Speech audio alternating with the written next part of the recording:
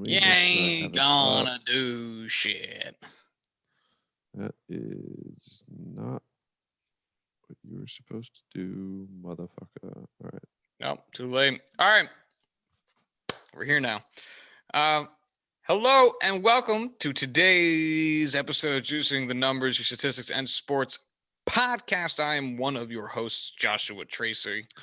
And I am the other, Corbin Heller. And we've done a whole bunch of baseball related podcasts recently since baseball season is fully upon us. However, there is one other major event happening, and the month of April comes about at the end of every month, just like jolly old St. Nick at the end of December. And that, my friends, is the most sacred day in all of the pigskin religion. That is the NFL draft. When Papa Goodell comes down the chimney to drop off prospects. And it's the best day of the year. Best day of the year. That's right, folks. From recording of this, we are 7 days, 21 hours, 50 minutes, and 25 seconds from draft day, which means Corwin and I are going to do some mock draft shit and talk about what positions the teams on the board need, who is likely to be taken, and what the implications of that may be for those teams. Seems like taking quarterback. Yeah. So there's been a bunch of trades already. So the draft board already has a bunch of markings in it. We talked about the Miami wheeling and dealing in the first round. The Jets have a couple first round picks. The Jaguars have a couple first round picks. So there's plenty to get into. We'll see where we're at. It's kind of late here on the East Coast. We had a hell of a time getting this shit scheduled, so we might not be able to get through all 32, in which case this will probably end up being 16 today and then 16 in the episode that will come out on Monday of next week. Yeah. So anyway, the big hitters are up front. So Corbin, shall we get started? Yeah. So number one pick in the draft, the Jacksonville Jaguars. It's the only certain pick in the draft. It's probably one of the most certain picks that we've had in the past couple of years because there's literally 0% chance that they go anywhere else other than Trevor Lawrence, quarterback out of Clemson. It's set in stone. Kids, best prospect since Andrew Luck, best quarterback prospect since Andrew Luck. That goes hand in hand. I got the order of those incorrect. Emphasis lost. But yeah, Trevor Lawrence, easy pick. No need to spend too much time. Yeah, and we haven't seen the Jaguars be active in the quarterback market at all, or heard their name in trade rumors at all out of the first round pick because it is so incredibly certain as to what they are going to do. So, yeah. Yeah. Next up is your New York Jets. Josh, has your opinion of who you want to get taken at number 2 changed since we last talked about it? I'm not really sure I had a definite guy here. So the two quarterback names I hear floated about the most, since Josh is an NFL man and is not a college football man. I know nothing about college football. My college didn't have a football team. I never felt there was a reason for me to pay attention to it. Go Roadrunners. Zoom, zoom, baby. We don't actually say that, but now we do. But anyway, the two names I've been hearing the most are Justin Fields and Zach Wilson. And I'm going to go ahead and say that I have faith in whichever one Joe Dougie takes, and I will be content. But I have no strong feelings. Should I have strong feelings, Corwin? Tell me how to feel. You shouldn't have strong feelings. I feel like if it's either one of these guys, you should be happy. I think surprisingly, which is counter to what a lot of people I feel like have been saying, maybe it's just something I've noticed when I do see it because I feel the opposite. I feel like Justin Fields is the safer of the two picks. I feel like facing that kind of limelight with what he's had to do at Ohio State, with the experience he has with the um, oh, what's the term for it? Um, Not prodigy, but like he's had that prospect level. He's been the guy since his junior year of high school. You know, he was 1B to Trevor Lawrence's 1A coming out of the high school ranks, went to Georgia. Didn't work out, went to Ohio State. It worked out. And I have them going with Zach Wilson because I think he has the chance to be something special in the same vein as Patrick Mahomes, in that he is going to be a guy who can perform all over the field. He can move around the pocket. He can move behind the line. He can fire off throws from so many different arm angles. He has that X factor playmaking innate superpower that we see from Pat Mahomes. And while by no means is this me saying he's going to even approach what Patrick Mahomes has done in the NFL so far, I think he's the guy worth the risk at number 2 for the New York Jets. I'm with it. Yeah, it's tough to see and whoever we end up taking having a rougher time here than Sam Darnold just went through. And I don't even, again, necessarily mean that in any way to be disrespectful towards Sam Darnold. It's just that he got fucked.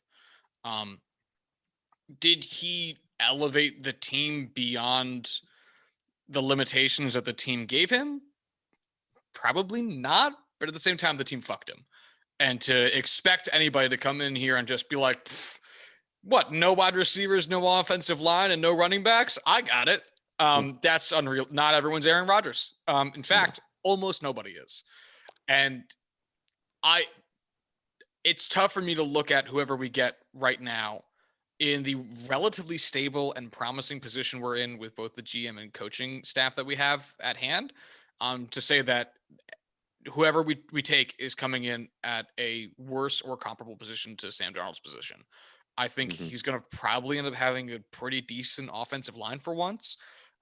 Since I'm, spoiler alert, kind of expecting the Jets to maybe flex some draft capital at 23 on an offensive lineman, if not a wide receiver. So either way, probably an offensive weapon, but spoiler alert, they don't. Ooh, Corwin has a different thing. But we shall see. Point being though, I expect this team to actually be, I can't possibly imagine them being worse.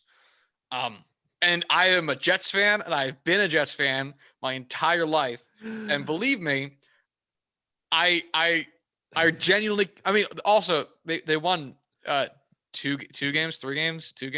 Yeah. They have the second pick of the draft. Yeah, How like could you imagine them being worse? They literally can't be much worse. Much worse. They can be worse. There's still room. They can be a little worse. So yeah, I feel okay about it. When was the last time the Jets had the first overall pick? Oh, fucking, I don't know, man. They take what's that wide receiver's name? Like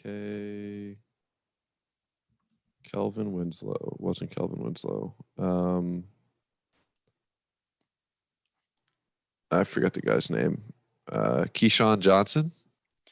Is that him? I'm looking. I have to Google it. I'm looking.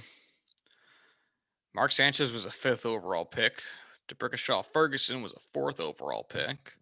Keyshawn Johnson was the top overall pick in 1996. Look at Corwin with the trivia knowledge. Wow, the Jets had a first-round pick, or the first overall pick, and took a wide receiver. And also took wide receiver with their first pick in the second round. Way to go, Jets. Not a Hall of Fame guy, kind of close. Keyshawn Johnson. They did good. God, this is going to get me sucked down the rabbit hole of seeing who else was taken in 1996. No quarterback taken in the first round in 96. Wow. That's kind of wild.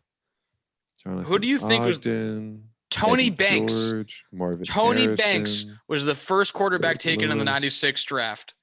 I don't even know who the fuck that is. Wow, Tampa Bay Buccaneers went with a fullback with the 5th pick in the second round. It was my call stop, but like at the same time, like, damn. All right, I can't do this. I can't do this. I'll be lost forever. San Francisco, they're taking Justin Fields. I don't know why Mac Jones would ever be in consideration here. Another spoiler alert: I don't think he's anywhere close to the tier that Justin Fields or Trey Lance are in. No, I'm convinced this is all like the worst smokescreen ever attempted. Yeah, Who is it's believing this? not me. A bunch of people on Twitter, sure, but not me. Not like I'll be honest. Like I don't want to be that hipster guy, but it's been Zach Wilson, Justin Fields, Trey Lance, and then a gap, and then Mac Jones for a while now. Like it hasn't moved much since Zach Wilson really kind of broke out. And goddamn, I just don't know. We'll see. We'll see. But yeah, Justin Fields, I think the quote unquote issues that people are saying he has with processing and reading the field and things like that are the same things they said about Deshaun Watson because that's the system they ran at Clemson when he was there. He doesn't have to move past his first read at Ohio State because like 78, 80% of the time, his first read's just wide open. Why would you move on to the second if the first is open? That's how you play football. But that's just boiling it down to basic level. People are overthinking this. The dude has equally, if not higher, potential than Trevor Lawrence. It's if it works out for him, he's going to be something special. We'll just see if he can kind of have a team around him to support that while he gets there. The Jets, I think they can be, but they're not there yet. The 49ers are there. And he would be dropping into a near perfect situation. And by far, the best situation for a quarterback for any team that's even going to remotely think of drafting one this year.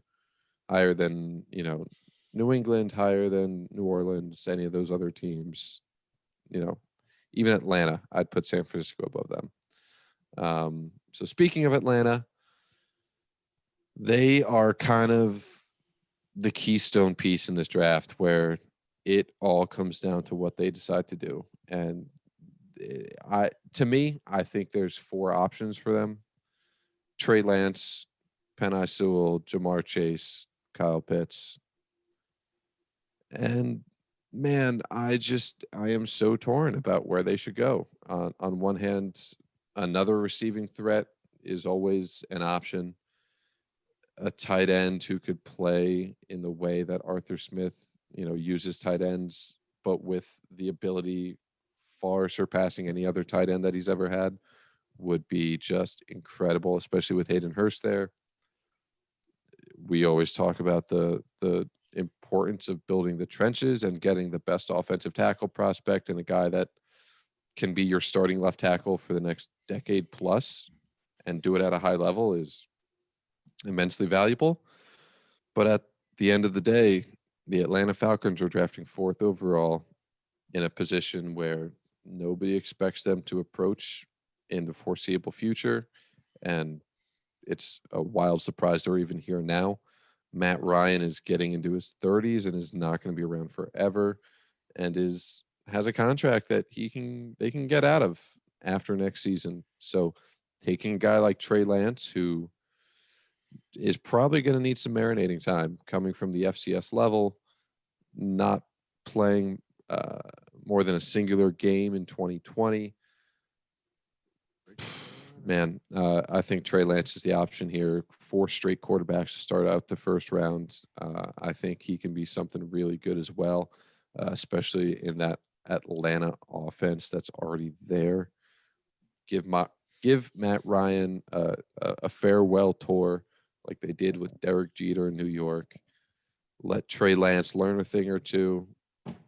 Give him some experience where he can, when you can, and get yourself the guy of the future. because you're not going to be in this position for a while.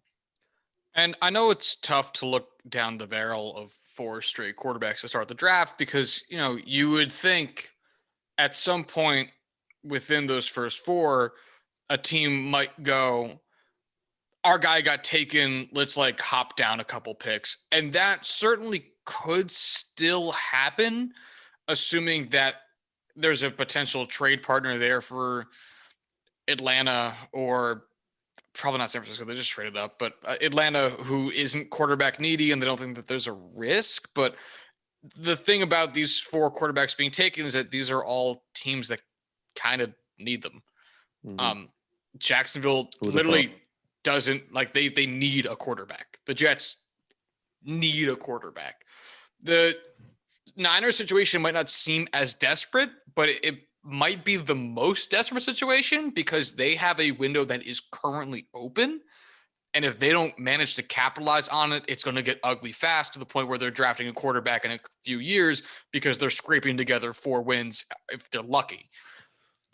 So that's, and then like Corwin just said, while the Falcons might not seem like they're primed and ready to compete, this getting a quarterback now could delay or prevent a couple 3-win seasons in a rough division by giving them an early start at some level of a on the fly rebuild kind of deal. Yeah, it's wild to see 4 quarterbacks start off the first round, but at the same time, the 4 teams that are there, obviously, San Francisco moved up to be in that position.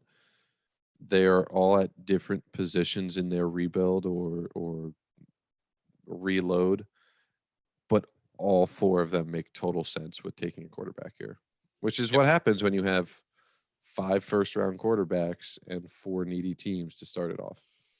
Yep. So closing out the top 5, the Cincinnati Bengals, probably the best position in this draft.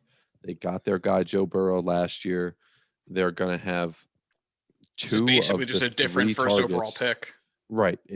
They're getting the first overall pick, and they're going to have, there's the chance Atlanta goes with Sewell, Chase, or Pitts.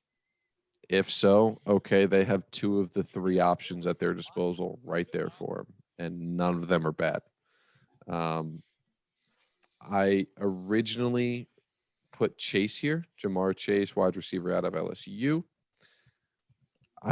There's just something about reconnecting him with Joe Burrow and seeing that for the next decade, and that would be fantastic. But I just cannot get over the fact that Joe Burrow will be killed if they do not take an offensive tackle here. And Sewell is so good. He would basically be the left bookend to your 2 first-round offensive tackle picks taken in the 2 of the last 3 drafts with Jonah Williams. And having T. Higgins there, having Tyler Boyd there, you have guys. A wide receiver is going to be there in the 2nd round that is going to be able to come in and produce.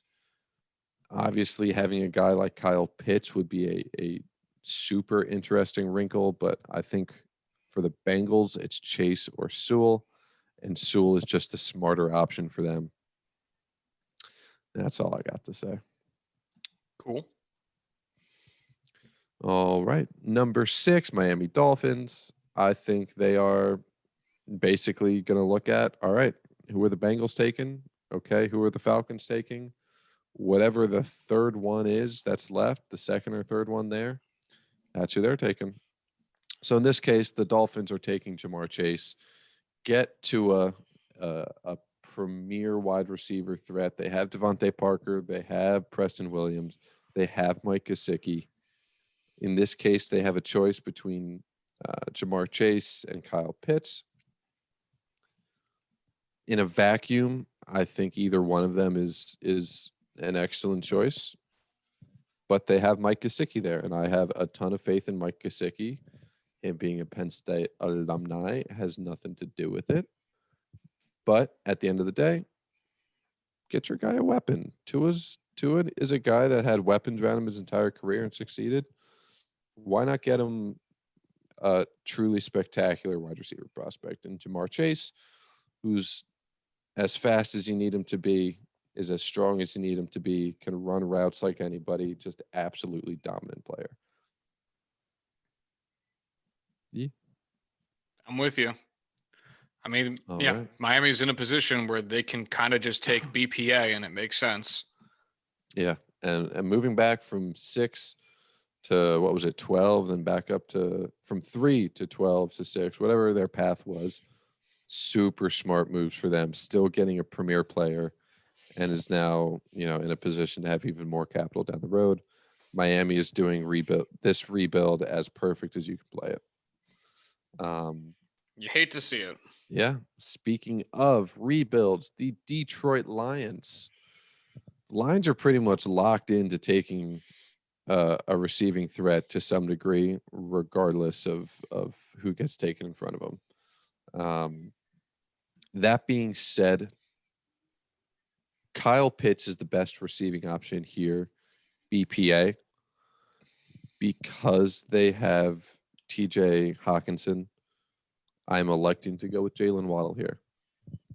I know people are kind of split between Devonta Smith and Jalen Waddle. I think Waddle is just a much more electric, dynamic player. And I think he has a much higher ceiling in the NFL. And while Kyle Pitts is a unicorn, I think Jalen Waddle is kind of the guy that fits Detroit a little bit better. I do think they strongly believe in TJ Hawkinson. They spent that capital there at tight end. I think they'll go wide receiver Jalen Waddle. Alabama. Right on. Yes, sir. Do you think, just out of curiosity, Go ahead. do you think the Lions trade back here for any reason? I could see it. Just because, I don't think they think they can compete in the division necessarily, which isn't to say they're going to just fucking throw in the towel, but this might be a good opportunity to get a couple more picks to tack onto the picks that you got for trading Matt Stafford away. To maybe build for something just like, not even saying that far down the road, just maybe like another year back or so. Mm-hmm. I'm not saying we should predict it because that gets messy with this mock draft situation, right? But which is why I didn't include any trades in the first round here. I think they can, and I think they are primed to do so, especially if Trey Lance doesn't get taken at 4, because they need a receiver threat. That is so far and away their biggest need. There's going to be guys in the back end of the first. I mean, Jalen Waddle at 7 is a reach. By all means, it's a reach talent-wise. Is it a huge reach? No. Is it a little bit of a reach? Yes. And I think moving back and still being able to get him is a very realistic option for them. All right. Yeah, there's definitely going to be a trade somewhere in there. I can feel it in my bones. Somewhere here in the top 10, there will be a trade. We deserve it. Number 8. Number 8, the Carolina Panthers are here. They have themselves a quarterback. They got Sam Darnold. They're going to try it out. Who? I don't know. They still have Teddy Bridgewater there. They have offensive weapons. They did say Teddy Bridgewater could seek a trade if he wanted to. Right, but at this point, going into the draft, he's still there. Right. But the biggest issue with Sam Darnold, other than Adam Gase in New York, was a lack of options, lack of weapons. Carolina has weapons. Carolina doesn't have protection. Rashawn Slater's here, offensive tackle out of Northwestern. The number 2 guy, but solidly the number 2 guy. Offensive tackle outside of usually the first one taken. It's pretty boring in the first round. That being said, it's a safe pick. It's the smart pick. Protect your guy. Save Sam Darnold's career. He has the weapons around him. Give him time to get it to them. I honestly, you could see the dude thrive even just from the coaching change. So I think anything on top of that is really just icing on the cake. God, like the Panthers are so much better situated to handle Sam Darnold than the Jets were one calendar Oh year my God, ago. yeah. So yeah, You're telling me Braxton Berrios isn't going to be Sam Darnold's top option this year? What?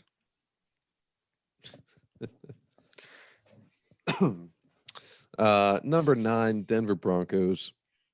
There's a couple different ways Denver can go here. There's cornerbacks, there's linebackers, there's edge rushers. At the end of the day, I think the most valuable position here and available to them in a way that would, benefit them the most is cornerback. I think Caleb Farley is the safe top option at cornerback. He has the athleticism. He has the room to grow into this position. This is still new for him. Crazy high ceiling. I think Denver is really going to bite at that. He's not my favorite cornerback in this year's draft. We'll get to that. But I think he's going to be the first one taken. And I think Denver takes him here at 9. Just kind of, helping piece that defense back together. right on. Number 10, Dallas Cowboys, doing a little bit of the same thing. This time, I think they're going to be bold. It's Jerry Jones. That's kind of what he does. He's a wild card. We love to see it. I think he takes my favorite cornerback in this draft, J.C. Horn out of South Carolina. The guy's an attitude. The guy is aggressive. He goes after the ball. He held a ton of top receivers in the SEC. South Carolina, SEC, ACC, something C. I don't care. I'm not looking it up. I'm giving it up. Either way, I think he's going to be lights out. I think he has a fairly decent bust potential for being a top 10 pick. But I think he could be a Jalen Ramsey kind of character at cornerback. So Dallas Cowboys, J.C. Horn. Whew. I'll tell you what. I brought a beer up from dinner, went down to dinner, hotel restaurant, drank it during the first episode we recorded tonight. Now I'm talking a bunch and my throat is dry. Need more beer. Welcome to the show, buddy. That being said, we are now through the top 10. 6 picks remain. Next up on the clock, number 11, we have the New York Giants. And my God, they just had Kyle Pitts fall into their lap at 11. Arguably second, third best player all around in this draft, falling to them at number 11. They have Evan Engram. He can't catch the ball. Daniel Jones needs weapons. Give him Kyle Pitts. Who else are you going to find with that kind of ceiling, that kind of athleticism, that kind of playmaking? Easy pick. That ticket should be filled out the second they see that he doesn't get taken by Dallas. Feels too easy. It doesn't feel David Gettleman enough. You're right. He's going to take someone fucking dumb. I was going to suggest, what if he took Mac Jones here? I don't like it. I don't like that one bit.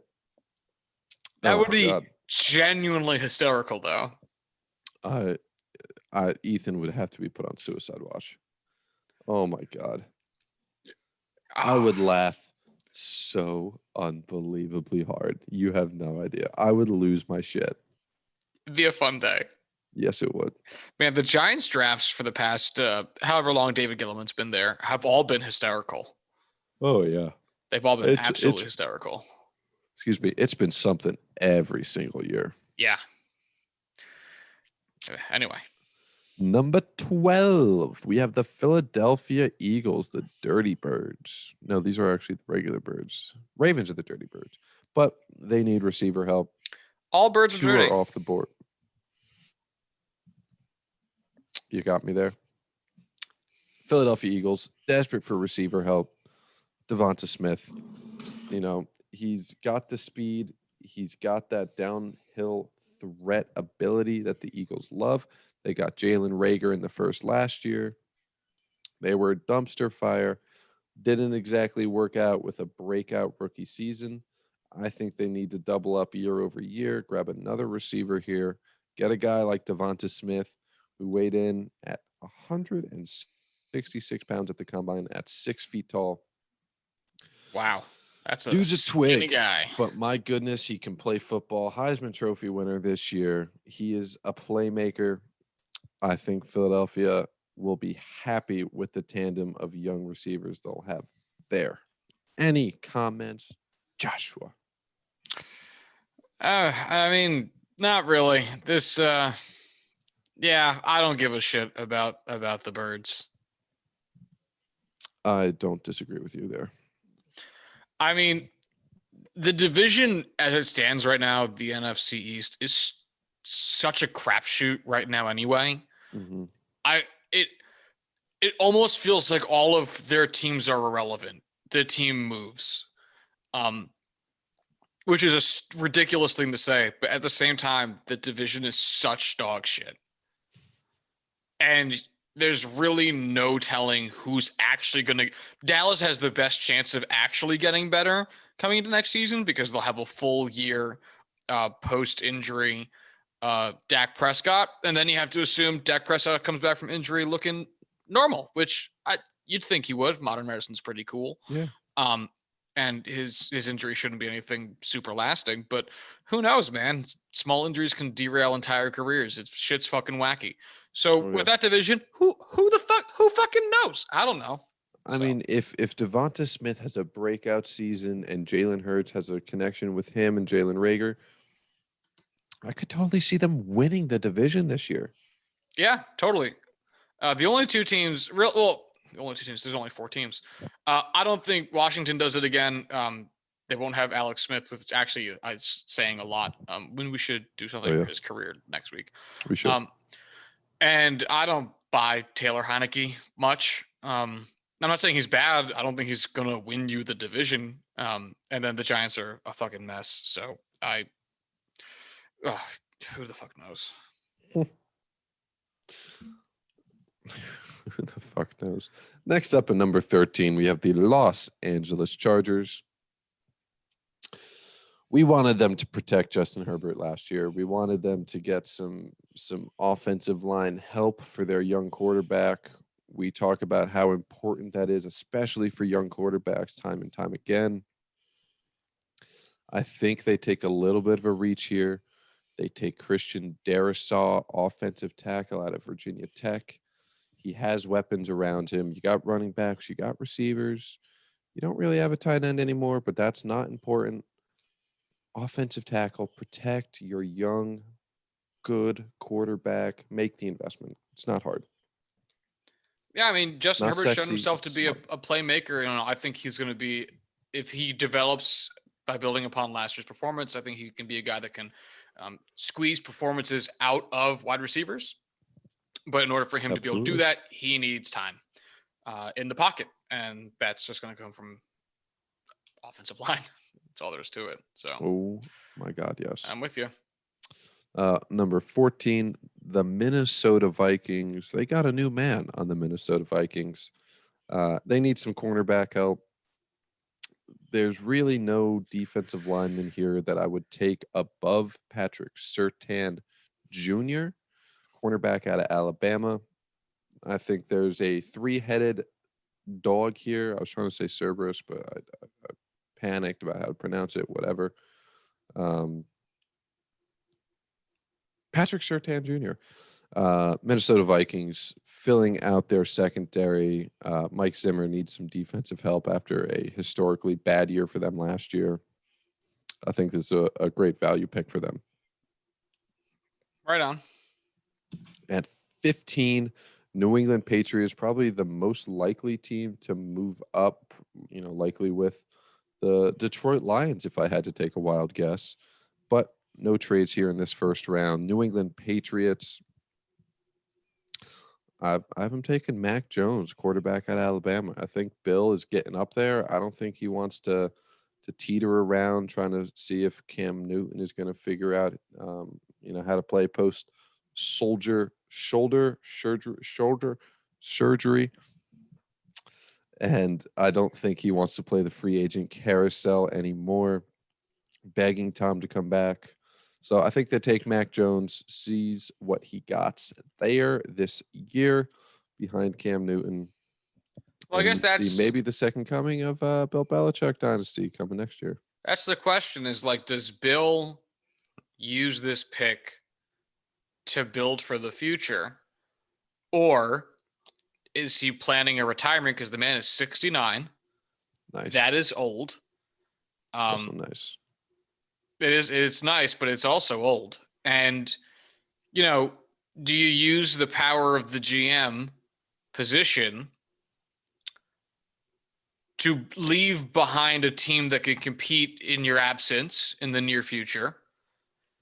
Or do you use the capital you have now to better build a win now team with the pieces in place and quarterback that you already have? Do you take a more NFL ready person and kind of play towards Cam Newton's strengths, just riding with Newton?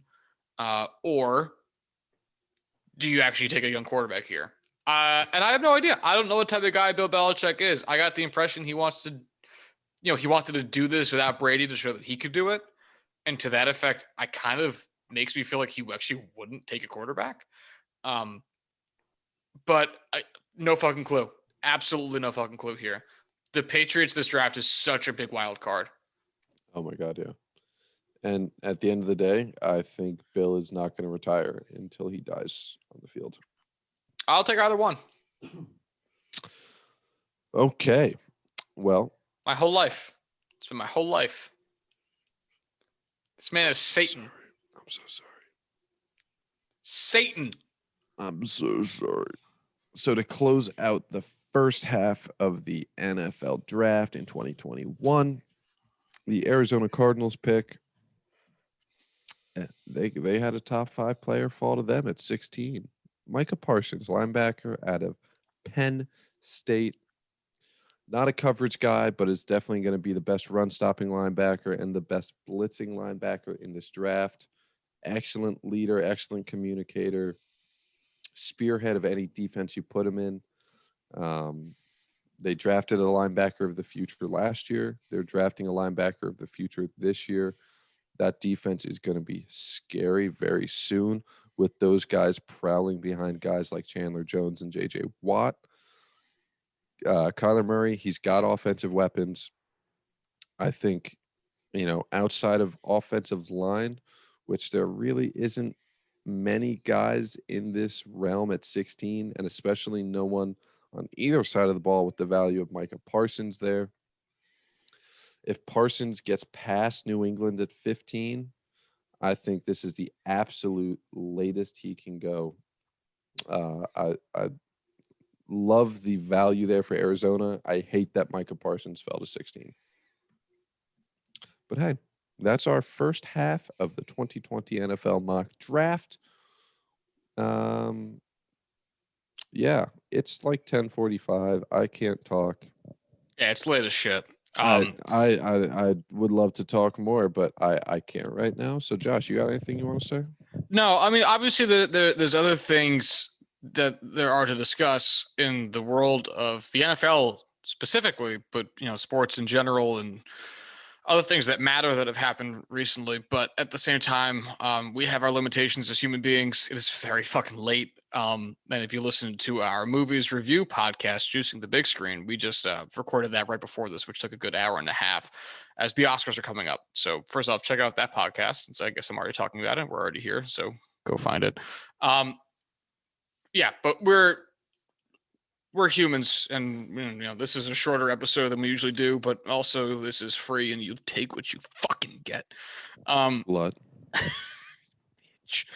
All right, so then we'll wrap it up here with that. We'll do part 2 of the mock draft next or on Monday's episode, and maybe we'll talk about what potential trades we would foresee and what those would look like to fill out the discussion a little bit further, and we'll touch on some other topics that have come up in sports and media news recently. But until then, If you want to follow the show on Twitter, you can do so at JuicingPod. If you want to hit us up via email, you can do so at juicingthenumbers@gmail.com. You want to follow Corwin on Twitter, you can do so at Corwin Heller. If you want to follow me on Twitter, you can do so at Joshua D. Tracy. Hat today, Bronx brand. Check him out. Very Bronxy, very fun. Yeah, that's the show. So until fuck it, man. That's the show. So until fucking Monday, y'all have a good one. Bye.